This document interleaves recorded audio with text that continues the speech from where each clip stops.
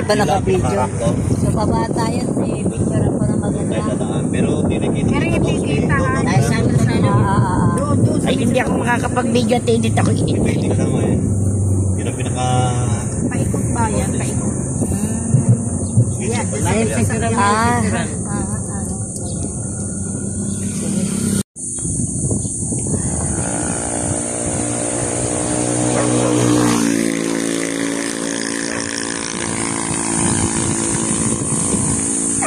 Sabungan.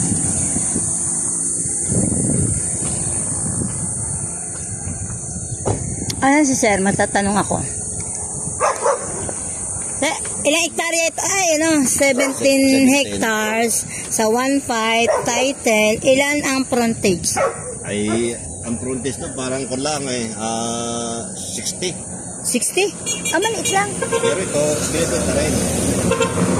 Bukol. Ha? Pero ito, iba may-ari. Ito, wala ko lang sa hektarya. Binibenta rin. Hindi kasama sa 17. So, ibig sabihin, sir, yung isa natin titingnan, 17, 60 meters lang ang kanyang frontage. Yung harapan po ba? Ito nga ang harapan ito. Na isa, kaya na, medyo mahal ba ito? Ang presyo. Ulitin po natin. Bukod natin po, ang ating bibidyohan mo na ay 17 hectares, di ba? Ito na yung 17. Ay, ano yung tinigilan natin? Kasama yun. Kasama. So, ilan po ang total ng frontage? Ay, ito Ilan? yung 17. Bali, 18 halos ito. Pati ito. Kulang 18. Dahil ito yung frontage niya. Yung langit ng hindi binibenta. Siguro ang frontage nito hanggang din eh. Hanggang dyan lang. Tsaka hanggang doon. Minyug na yun. Sa minyug na yun. Ito yung isang binibenta rin na para kung gusto nila malaki ang frontage. Isasama mo na yung isang hektarya para daw malaki ang frontage. Kasi mas malaki ang frontage ng isang hektarya kaysa sa 17. Tama, sir? Oo. Ito ang malaki ang frontage. Kaya lang, medyo mahal. Medyo mahal. Magkano po? Aba, ito 3,500. 2.5? 235. 3.5 O, kaya nga ngayon, ang ibig sabihin, wala tayo mag-frontage sa uli. Para yung sakto yung 17. Sa 18, kasama ito, 3.5 ang frontage ito, 1 hectare.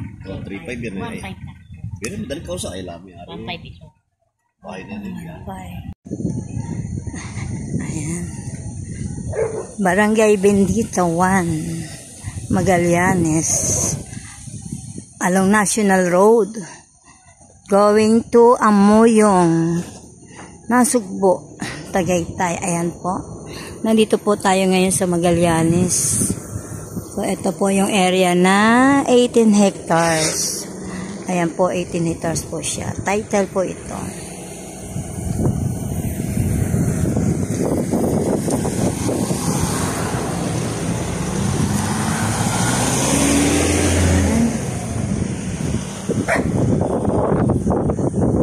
Sa lahat po na gusto pong mag-invest dito po sa Magallanes.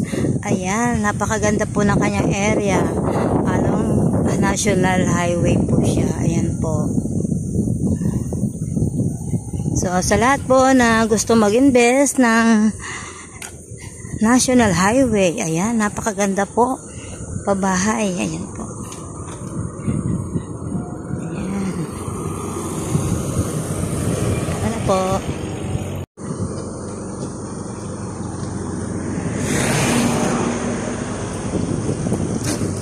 Ayan, pababa pala ang lupa niya. No? Patag pa kaya yan? May po-forward po din nyo yung lot plan. Kasi tinitingnan nila yung lot plan agad.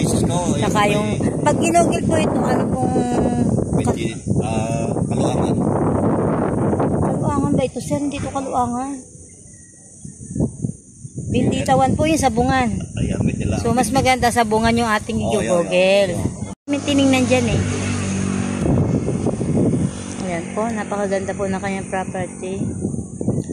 From, Amoyong, Nasugbo at Taal. Tagaytay po. Halos mga 18 minutes po, 15 minutes. Ang layo niya po sa highway.